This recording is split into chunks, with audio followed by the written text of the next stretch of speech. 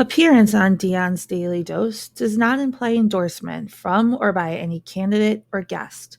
The views, thoughts, and opinions expressed by Dion Bergeron or Dion's Daily Dose are his own and do not represent the views, thoughts, and opinions of any guest. Material and information presented is for general information purposes only.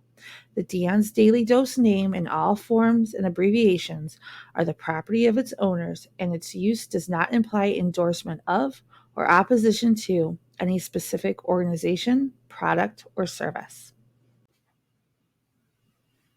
If you'd like to support the show, please visit our Patreon at patreon.com/Dion's Daily Dose.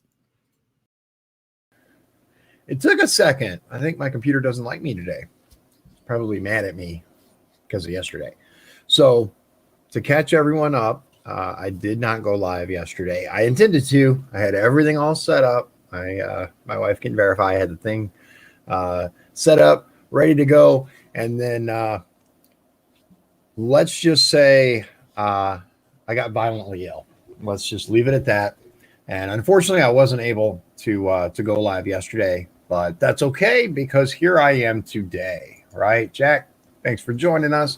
So I got a couple interesting things today. First of all, let's talk about the fact that South Haven is the only parade that is still going on, the only one. What is up with Valpo changing theirs to a cruise night parade? Like, it's literally people driving around in cars. That's all. Dave, what's up, man? Thanks for joining us. So what? Like, that's not a parade. That's a cruise night. But I don't live in Valpo, so whatever. But I don't live in South Haven either. Michigan City canceled theirs. Just about everybody else has just completely canceled their 4th of July festivities. LaPorte canceled their fireworks, but I have been told that there is a business, but I don't know which one. There is a business in LaPorte that said, well, the city's not doing it. We're going to do it. So that's pretty awesome. When I find out who it is, I will let you know because props to them, right? So I will be marching. I wouldn't call it marching. I'll be walking, probably limping in the South Haven parade on July 4th. Oh, okay. Dave says Portage. Maybe it was Portage instead of Alpha. Portage is having the drive arounds. That I don't get it. I suppose here's the thing, right? If I had new signage for my truck, I might actually drive around, but the magnets that I have are the Dion for Congress, and I haven't put my my vinyl on the back yet for hashtag Dion for Indiana because I want to make sure I have plenty of time because I'm OCD when it comes to stuff being lined up and perfect. It cannot be crooked, not even a tiny itty bit. It has to be absolutely perfect. So I'm going to need hours to make sure that everything is exactly lined up and perfect so that I can put it on. But that said, let me show you a couple of the crazy things that are going on. And I'm going to tell you, there are some, hold on. Wait. Jack said, unlike Michigan City, JCs do the parade and fireworks in LaPorte. The city of LaPorte has not organized. Oh yeah, you're right. You're right, Jack. My apologies. Yeah. The JC, the LaPorte JCs are the ones who do the fireworks and stuff. And you're right. It's not the city itself because, why would the city do anything like that? But the JCs unfortunately canceled the fireworks this year in parade. And there is a business, if you can learn which one, by all means, let me know, that is actually having fireworks. So according to my son, who works at McDonald's and hears all the gossip. So I want to show you, and there's some people probably that are going to get really, really mad about this, but I don't care. Let me show you what I'm talking about. So first of all, here's an article, right? It's an article from NWI Times, and it's, a sneak peek at who wins in this fall's general election. And it's basically the Democrats that have already moved into the win column because they're running unopposed. Now, both Democrat and Republican policy is to never let an opponent run unopposed. You never want to let a Democrat run unopposed. You never want to let a Republican run unopposed, because otherwise they have free money, right? Show you that they don't need to spend money. If they're the only person on the ticket, they automatically win.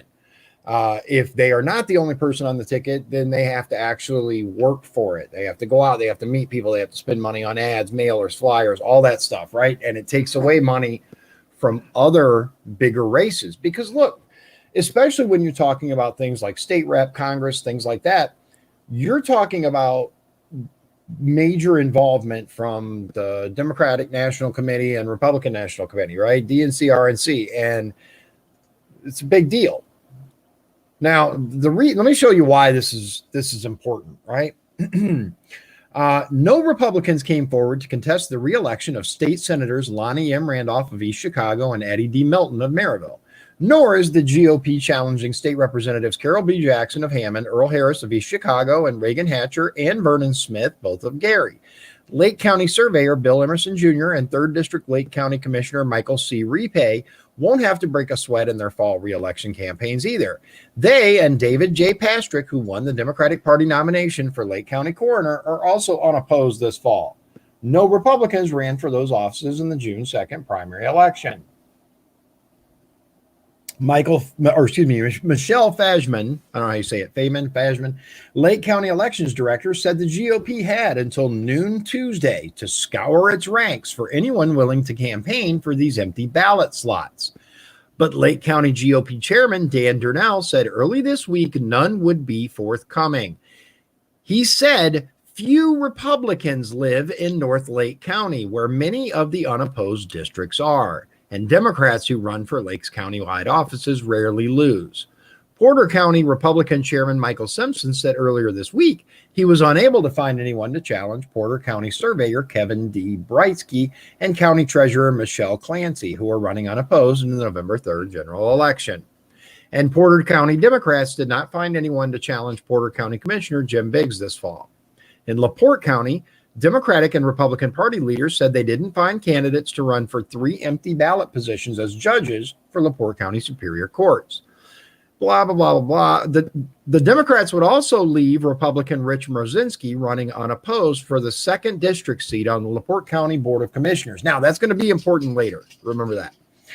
Republicans did find candidates to make a race of it for 2 legislative districts in Porter and LaPorte counties now held by Democratic legislators. A caucus of Republican precinct committee members chose Dion. They got my name wrong. Dude, they got my name wrong. Look. Okay. They did. Okay, listen. I got to stop this. I got to stop this for a minute.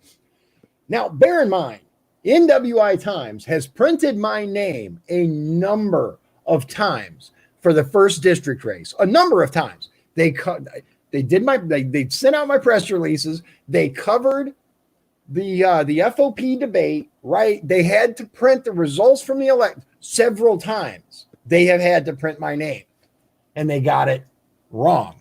Let me show you. Good Lord. Dion, they call me Bergerson.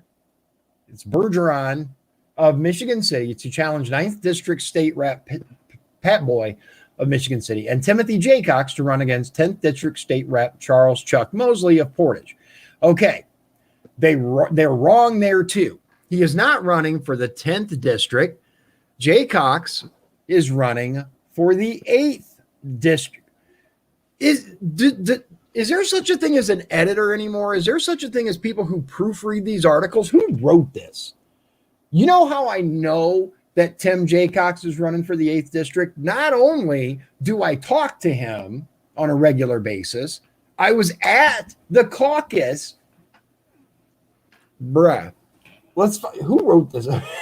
Who wrote this article? I got to know. Let's see. Holy cow. Back up. Bill Dolan. Okay, I don't know who Bill Dolan is, but okay, the picture, John J. Watkins. Okay, so Bill Dolan. I'm gonna have to email Bill. Anyway, so Democratic Precinct Committee members chose Gary Davis to run for the 8th District State Senate seat, currently held by Mike Boachek of Michiana Shores. And then it goes on to other stories. Okay, now, a couple of things. First of all, how can you get my name wrong, dude? How many? Bruh. Okay. They got my name wrong. They got the district that Tim is running for wrong.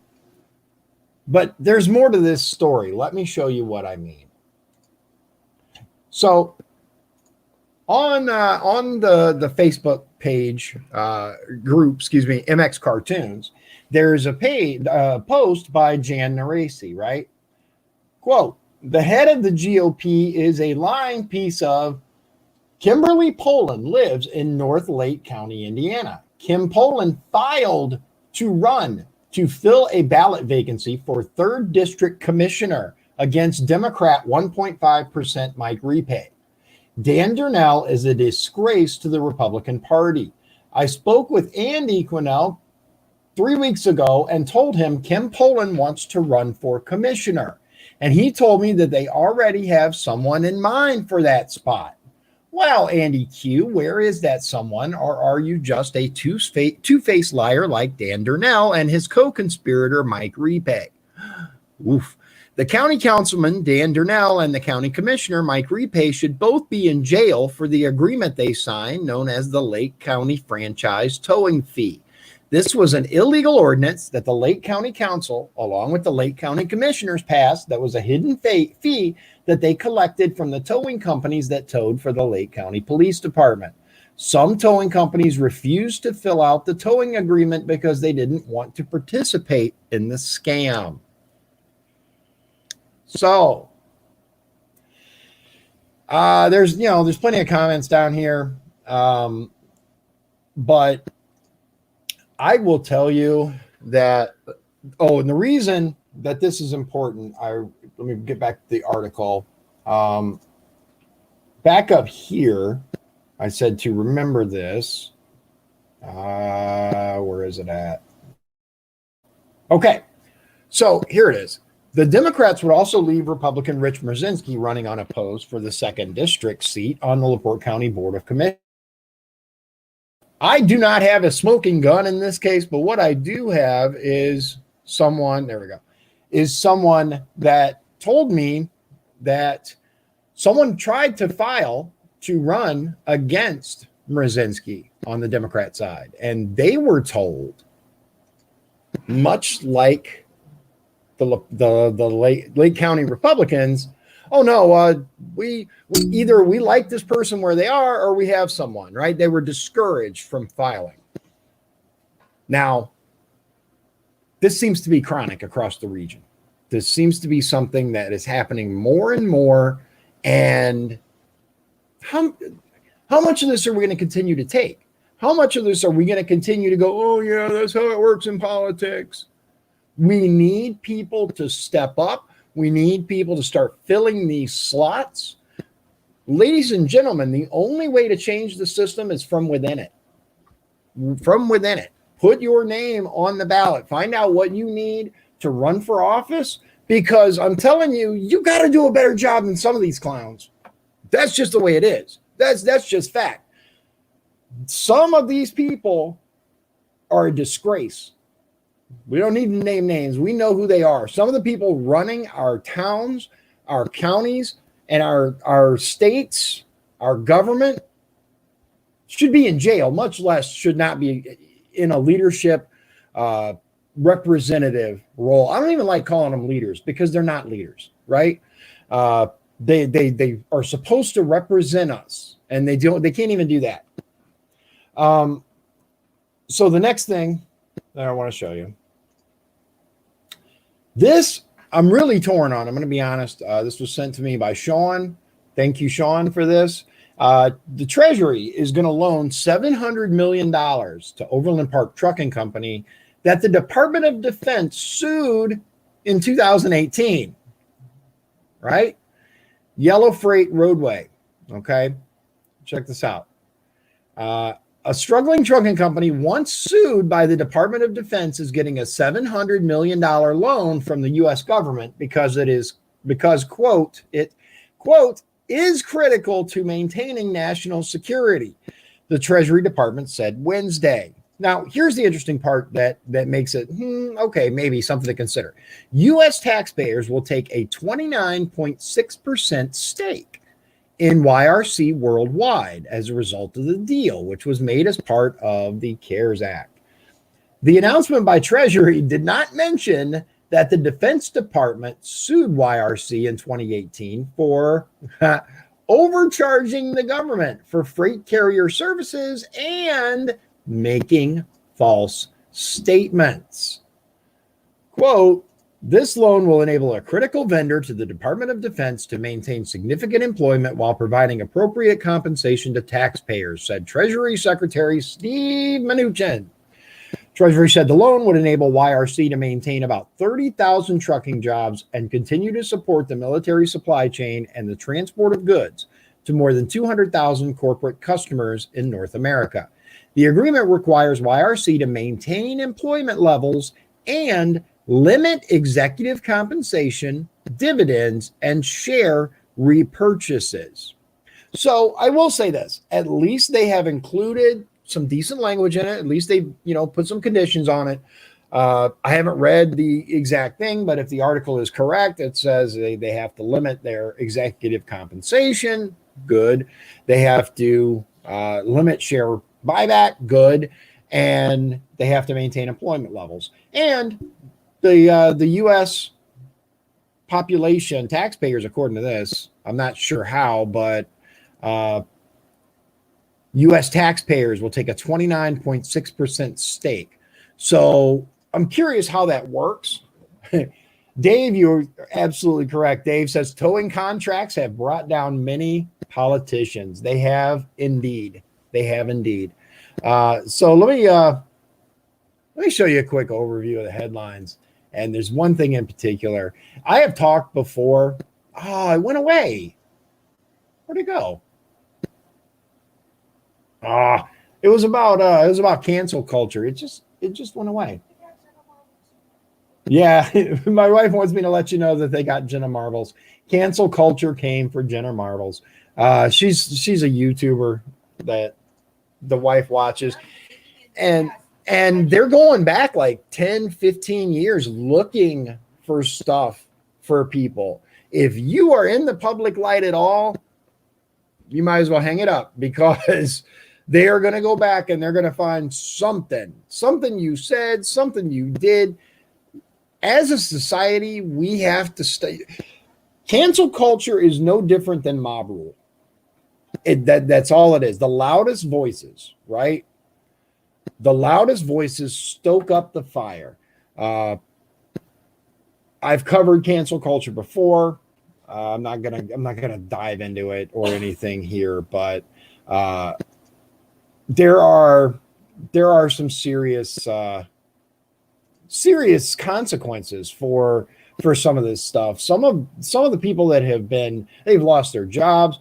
There are people that have lost their lives because of cancel culture. This is an interesting story here. It says, father said no one contacted him after his son was gunned down in Chop Zone. President Trump called, right? So there is, and this is important too. Check this out, right? So Duckworth to block military promotions until whistleblower advanced.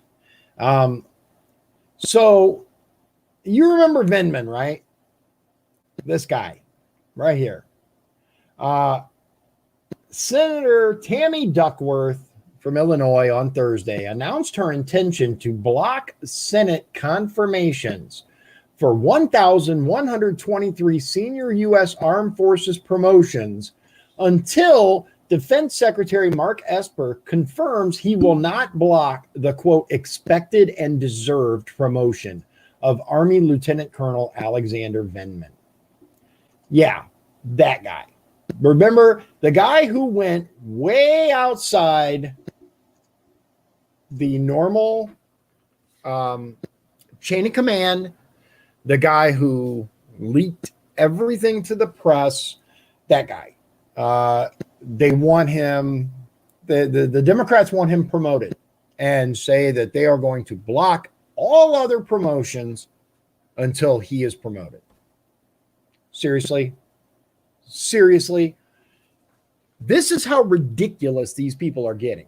This is how insane the representatives, I got to remember, they are not leaders, but representatives of this country, this is how unhinged they've become. We are not going to give promotions to anybody else until you promote our poster child. Seriously? It's sickening. It is absolutely sickening.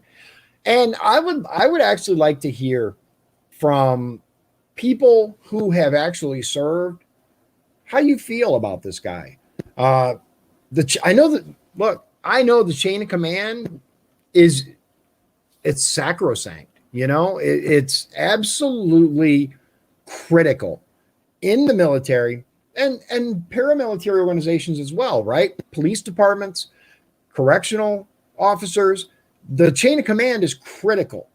It's there for a reason, because you can't just go call the president when you have a problem. There's a chain of command for a reason.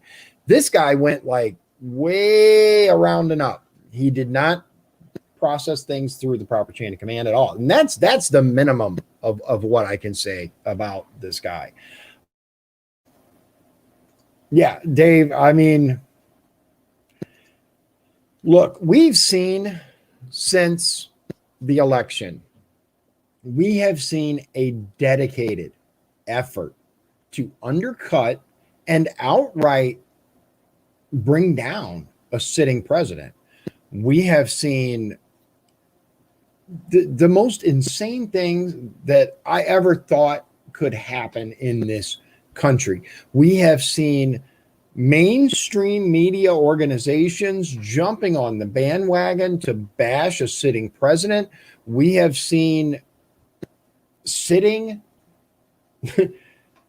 congressmen and senators that are saying the most vile things and calling for violence against people. Did you notice that I think it was Schumer who was calling for violence against the Supreme Court, that they'll regret this. Are you kidding me? Like, what is wrong with these people? And it really does come down to hatred. What kills me is the push, right? The hard push from the left that anyone who doesn't outright blatantly hate Donald Trump must be an evil, vile, hateful person. This is their analogy, right? I don't see Donald Trump supporters burning down cities, attacking people on the street for wearing a hat, trying to run down people that are registering people to vote. Those are not Donald Trump voters. Draw your own conclusions, but just saying. So that's where we're at for today. One more little snippet from across the nation. You guys know that Holcomb has extended. Well, I won't say he extended. He paused our Open Indiana initiative, right? And decided to strongly encourage masks. The other hand, we have Texas, where Governor Greg Abbott requires masks statewide to fight COVID-19 and limit size of gatherings, right? So you can easily find this.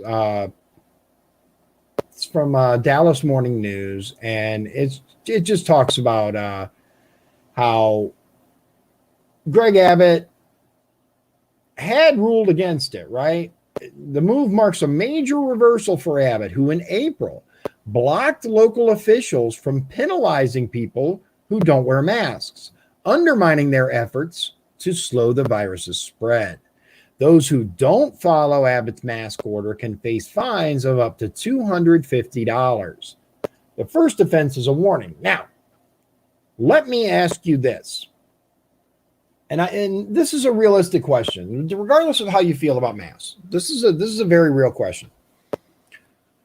So the left, right, who claims that the burden of getting a state ID is too high, right? They say that it puts an unfair financial burden on the poor, that requiring someone to show a voter ID of any sort is targeted at the poor, right? But a $250 fine for not wearing a mask is okay? Are you kidding me with this? Who comes up with these rules? Who comes up with left, right? Give me a break. Just seriously, give me a break. Because if you can't afford $25, it's not even $25. It's like what, $11 for a state ID? What state? I forgot Texas. a state ID. Yeah, look how much it is to get a state ID in Texas. I know Indiana's like $15 tops. And the state of Indiana will give you your first one for free if you show they're broke. So $16, okay? 60 or over, $6. If you're 60 or over, $6. So it's cheap to get an ID in Texas, just like Indiana. I figured, but she just verified. So it's too much to require that. But it what? Yeah, $9 here, right? I just name it. I knew it was under $20. That's all I know. It's been a while since I got mine renewed. So it's okay to require a $250 fine. That doesn't affect the poor. Now, my question is, do they just hand masks out? Do they just give them away? How is voter ID not a requirement, but a mask is? And if you don't wear one, it's too. Yeah, you get it. Dave said, "Oh yeah, I saw you were in the hospital, Dave. I hope you're okay." He said, "I was in the hospital last night. Doctor and nurses all said it's overblown." I believe that. Look, nobody is saying that the virus doesn't exist. What we're saying is that this whole fear factor push is too much, right? It's too much, and you can tell the people that believe the news about and I mean like CNN and stuff like that, the big push for, oh my God, fear everything, don't leave the house, because they wear their mask, right, all the time in the car by themselves, driving to and from places. They get out, they make sure it's covered, everything, and half the people aren't even wearing them right, or they'll grab them and they put their hand back right on their face. If you're going to wear a mask, if you choose to wear a mask, choice, thank God for now. If you choose to wear a mask, know how to use it properly, or otherwise you defeat the entire purpose of wearing it. That's all I'm saying. So, just so everyone knows, we're going to start doing more issue videos. We're going to start concentrating on the 9th district and what sort of positive changes we can enact here, and how you have been failed by your current representatives. So leave you with that. God bless you. God bless Indiana, and God bless the USA. If you'd like to support the show, please visit our Patreon at patreon.com/Dion's Daily Dose. This has been Dion's Daily Dose, hosted by Dion Bergeron. Executive producers, Sean Holgram and Michael Beebe. Copyright 2020. Dion's Daily Dose, all rights reserved.